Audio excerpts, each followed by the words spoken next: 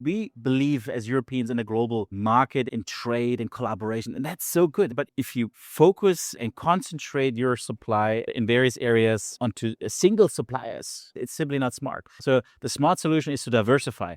Do not put all your eggs into one basket. That's the first thing you learn if you want to run a business.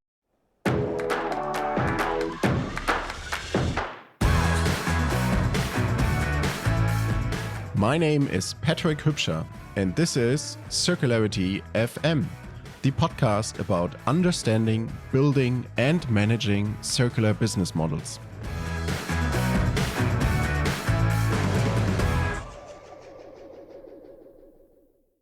Welcome to a new series of Circularity FM. This one is a special from IFAT. IFAT is the world's leading trade fair for environmental technologies. And I can tell you it's massive. More than 3,000 exhibitors, many visitors, and a fully packed program. We had a hard time choosing highlights and we picked 4. And these 4 we want to share with you. We kick off with the topic of resilience and sovereignty. More details in a minute. After that, we will look into the economic potential of circularity. Then we have a deep dive on startups. Circular Republic will present its Startup Landscape 2026, and we will discuss the background. And for the final episode, we will combine all the 3 previous topics, resilience, economics, and startups. We will highlight the winners from the Circular Technology Award in the categories Automated Disassembly and Critical Raw Materials. The first stop in this episode is the Circular Sovereignty Forum. This has been hosted by Circular Republic, the Ellen MacArthur Foundation, and IFAT Munich. We will hear perspectives from Susanne Kadner, co-founder of Circular Republic, João Merico from Ellen MacArthur Foundation, and Roland Gauß from IFAT Raw Materials. The topic of sovereignty is a wide one. It includes geopolitics, economics, of course, circularity, policy instruments, and many more. So let's dive into this conversation. Let's start with Susanne. Susanne, we're at the IFAT here and you host the Circular Sovereignty Forum. Why did you initiate that? Well, the IFAT, you just mentioned it, is the world's largest environmental technology fair, and we think it's the perfect place to showcase what kind of innovative potential we already have in Germany, we already have in Europe, because it's this innovative potential that we need if you really want to make this transformation towards a circular economy and reality. And many of those technologies here are already what we need today to improve, for example, the recycling aspect within the circular economy, but then also addressing other issues in robotics for automated disassembly.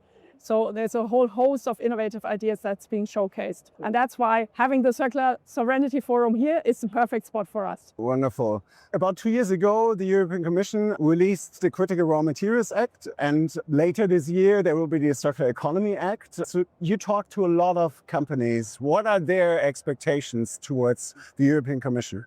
Yeah. I mean, we brought out a policy paper which is trying to answer exactly that. And what comes out most from it is that they want clarity. So the end of waste definition, for example, accelerated permitting, they want speed. The transparency aspect is clear. How do we calculate benefits that come from recycled content, for example, scope 3 emissions that have been saved? It's been an important topic that was discussed here today. But what's most of all important for them is the predictability, that regulations which have been planned are not being taken away or reformed through omnibus, for example. They want to know that if they're first movers, they can win and they will not lose. We heard today someone saying necessity is driving innovation. And when we talk about critical raw materials and geopolitical dimensions, we always have this tension between the nation state perspective and companies. Companies are a bit more flexible, at least in the long term, because they can relocate their operations. So how can a body like the European Union actually also innovate and try to make companies move into the circular economy? Yeah. That's a very important point. I mean, we are at Circular Republic located at Europe's largest entrepreneurship center. And specifically for the young companies, it's very interesting to go abroad, to go to the US, where the finance streams are not comparable to what we see in Europe or in Germany. So that's one thing. Make sure that the money is there for the innovative companies being able to scale. That's one aspect. The other point is there are many companies who want to stay within Europe, who want to stay within Germany. And here, what's really important is make it easier for them to make their business model work. And that sort of relates back to the question we just discussed, have the predictability of how you're going to set up your business model. Because, as a company, you have the flexibility to go abroad, but that's also linked to a risk, of course, because what if environmental or regulations change, like we have seen in the US? If the ground there suddenly is not so fitting for your business model anymore? At least here you know how it is. But here we have to guarantee the predictability as well. So we have this competitive advantage compared to other areas. Yeah. And at the same time, we're seeing already, luckily, companies that are moving in that direction. So they set up circular business models, they change their supply chains to become more resilient, more circular, while at the same time, companies within the same industry that have more or less the same preconditions, they stick to a more linear approach. So what separates the front runners from the companies that are a bit more hesitant? I mean, one thing, and that sort of adds on to the last question, I wanted to mention this as well. It's the strategic aspect. We see that investments, venture money is being redirected to Europe because of the sort of changing environments that we've seen in the US, the IRA that was put in place under Biden. So the IRA provided a lot of positive ground for innovative companies in the green tech space to flourish. And now this is being taken away. And we see that a lot of investments are now flowing into the European Union. So the credibility by investors to what the European Union can establish is there. And that's a very important signal. So coming to the question that you've just asked, why are some companies front runners? Why are they not? I think it sort of depends on where they are standing. Some have given themselves a clear circularity target some years ago, maybe due to regulation, impending regulation, and they are trying to understand how to make this real. And over the course of this process, the geopolitical landscape has changed, and they are really seeing now how important this is to remain in control of your own material value streams. And that very often is linked to a changing business model as well. So for these companies, they were front runners, but they're seeing that they are actually benefiting from this. Despite maybe the fact that European regulation is not really rewarding them for it, but for them, remaining or retaining the control of their really high value material streams is paramount. So for them, it's very interesting. And for the other companies who are not following suit, some of them are waiting for Brussels to decide what comes first, what do you need to adhere to or not anymore? And then they can only be reactive. It's their decision. Today we experienced 2 hours of intensive exchange and discussion. What's your takeaway from today's event? Well, my takeaway is this old saying, you can only do it together. But I like what the Ellen MacArthur Foundation brought into this discussion. We're talking about sovereignty, but we need to talk about sovereignty and collaboration at the same time. And so being here today, having these different companies in the room together with politics, we are all driven by the same questions. I've mentioned it. It's clarity, it's transparency, but it's the need to act as well. And that's really sort of like this positive energy that I'm taking away. Susanne, thanks for facilitating this collaboration. Thank you so much. João, you co-hosted this session today. Why is this such an important topic for the Ellen MacArthur Foundation? Critical minerals is an extremely important subject at the moment. We're going to experience a very high demand stemming from energy transition and mobility transition, digital transition. We have circular economy at the very core of that transition. So resources are designed to be kept in the economy, to be reused, to be made as productive as possible, creating value, but at the same time reducing any negative impacts you can have. So we need to transition to a global circular economy for that matter. And what are the strategies that are available to achieve the goals you just mentioned? One of the main strategies that are being currently discussed all over the world is the need to increase recycling of these critical minerals, which is absolutely key strategy and way forward, particularly because in these minerals, we're able to have high rates of recycling back compared to other sectors of the economy, right? Some of these minerals can be recycled again and again. However, recycling will not solve the whole thing. It's not the full picture. We do need a diverse set of circular business models beyond recycling as well. Sharing models, leasing and rental, like product as a service, material as a service, and etc. to make sure we increase the durability of these products in the economy, ensure they can be repaired, reused, remanufactured, and eventually recycled at scale and global. The topic of critical raw materials mostly comes down to the specific materials. So how can like a reuse model really work considering the fast innovation cycles that maybe the kind of permanent magnet that was state of the art last year may not be the one next year, and reusing that you won't bring you in a competitive position. Yeah, that is a very good point. And it is an issue the industry is facing. The technology is evolving, and it's an issue not only for reuse, but I would say it's an issue for recycling as well. The materials that are going to be available post-recycling in the future may not be the ones that are most demanded in the future as well. So it's an issue that we have to manage. On the battery side, for example, a solution for that is once an EV battery reaches the end of its life, it can be applied to stationary batteries. And that might be a very cost-effective and profitable way to maintain the product in circulation before you can recycle and avoid the need to create a whole new battery for stationary storage, for example. So we can rely on these strategies and also design new solutions that help us maintain this product circulation, because the wasteful way you're currently doing the economy is surely bound to fail and be more costly in the right time. So we have to develop new ways of engaging with these materials that they become assets to be managed over the long term rather than disposable credits. Yeah. When you describe these circular initiatives, do you separate between, let's say, a global circular economy where from a worldwide view, we keep resources in the loop, and a more, let's say, regional circular economy? Because considering the current geopolitical discussions, it seems as though there is a circular economy in North America, in Europe, in Asia, on other continents. And some regions are trying to set up their own kind of semi-ring fence circular economy. I mean, you're working together with global companies around the world. So how do you view that movement or this trend to come up with more regional focused circular economy? Or is that even the case? Yeah, we need both. We need local efforts and local innovation and global cooperation. This is a massive issue. The demand for critical minerals will increase by over 3.5, nearly quadrupling. So no region can do it by itself. Also, no region can do it without local efforts. So we need both. We need better global cooperation that results in win-win positions for everybody. I think that's where the circular economy also can lead the way and ensure that we hit the right spot between local innovation, local initiatives, and global cooperation. Win-win scenario. You mentioned the climate ambition. My last question is about that, because right now, in the last 1 or 2 years, circular economy has been framed more as an instrument to come up with resilient economy and so resilient business practices. To what extent is it still delivering on climate and sustainability goals? Yeah, the circular economy will be absolutely key to deliver on climate goals. On climate, we have a major need to reduce emissions, reduce the fossil fuel consumption, right?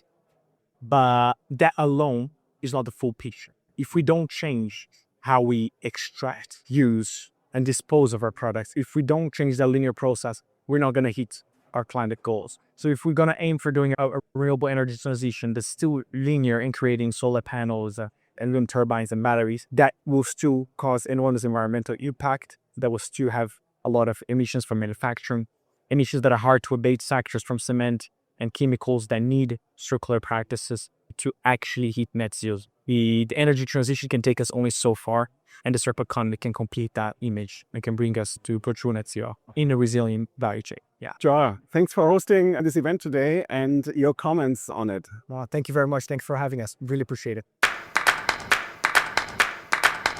Roland, Europe is gifted by raw materials, but not really extracting it. What is holding Europe back to use the raw materials we have? Well, when we say Europe has raw materials, we have primary raw materials, but we also have a bunch of secondary raw materials in our urban mines, as we call it. Yeah, and there's much more material you could extract. And for some reason, over the years, we rather started to focus on downstream manufacturing and kind of left this upper part of the value chain, this extraction processing business, to other places in the world that kind of systematically invested here. I think we just lost it a little bit out of sight, and now it reoccurs as a strategic matter. How do you secure access to those most important raw materials that you need for all kinds of manufacturing? And I think it's a matter of commitment, willingness, social acceptance in specific regions. It comes with investment costs. It comes with certain environmental burdens. However, many people don't know that actually Europe is a home of the world leading most sustainable mining and processing technology companies. So if there's a place where we could sustainably extract materials, it's here. You mentioned one of the key levers to achieve that is a level playing field. Why is this such an important topic? Well, I'm an innovation director. I believe in innovation. Innovation is driven by competition. And if you want to have, the best solution, the most innovative solution, you need to have the best players compete. And particularly in raw materials sector, we face the challenge that in some places in the world, there's a lot of, let's say, state subsidies coming into the business, a preferential treatment of electricity costs, access to human capital resources, conditions you don't have, for instance, in Europe these days. Or if you look at the latest US investments in the rare earth business, large public-private commitments, real dollars going into the business, attracting European smart minds to come over and invest in the US, then you don't have the same kind of level playing field to deploy the technology and the knowledge we have. So it seems as when you talk about level playing field, is more a matter of financial incentive or how much am I willing to invest as a country? To secure these as a state, but also as a company to diversify, risk diversify. The US administration installed in several instances even tax schemes at the border, something we Europeans don't like because we believe in a global trade. Right. But on the other hand, it does protect certain metallurgical industries in the US. It's one measure. The other is specific VAT tax schemes or incentives to trigger industrial installations in the US. There's also a clever combination of offtake provided by private companies as well as public authorities. If you consider a Department of Defense investments in military equipment and security supply. So it's kind of a clever combination of making companies these days decide to scale in other places than Europe. Right. And here we need to come forward with a much more clever approach. Let's put it this way. In Europe, we do see some individual businesses that still kind of make their way. But I think when it comes to European industrial ambitions and industrial policy, we need to become much better. Yeah. One thing is the regulatory environment and the decisions by the state. The other thing is the demand from the companies itself. There are companies that invest in long-term circular resilient supply chains. And there are other companies that are frequently shocked when a certain supply is blocked. And then after a couple of months, they go back to business as usual. We need the demand of the second group as well to scale up. That's the majority, by the way. Yeah. But how can we win this majority for long-term circular solutions? Well, first of all, to make people really aware of the topic and the key decision-making levels. As also presented earlier, we have these raw materials in Europe. We can commit. We have the best people to process these materials. It's a matter of commitment and it's a matter of risk management. It boils down to investment and risk management. Of course, we believe as Europeans in a global market, in trade and collaboration, and that's so good. But if you focus and concentrate your supply in various areas onto single suppliers, it's simply not smart. So the smart solution is to diversify. Do not put all your eggs into one basket. That's the first thing you learn if you want to run a business. So diversify, do collaborate with global partners. That's so important, but still ensure a certain degree of diversity in your supply chains. Do invest also in local or nearshore suppliers. And this gives you much more flexibility. And also, if you think in future designs of your products, you want to have people that know about materials that best design your products. Yeah. So you don't want to send this product designs all around the world, right? You want to work with trusted partners and then you end up with a diversified supply. Roland, thanks for sharing your perspective. Okay, thanks. This was the first episode in our IFAT special. The next episode will move from geopolitics to economics. We will look at the economic potential of circularity. Until then, let's make sure to drive a profitable circular economy. And please don't forget, your most abundant renewable resource is your imagination.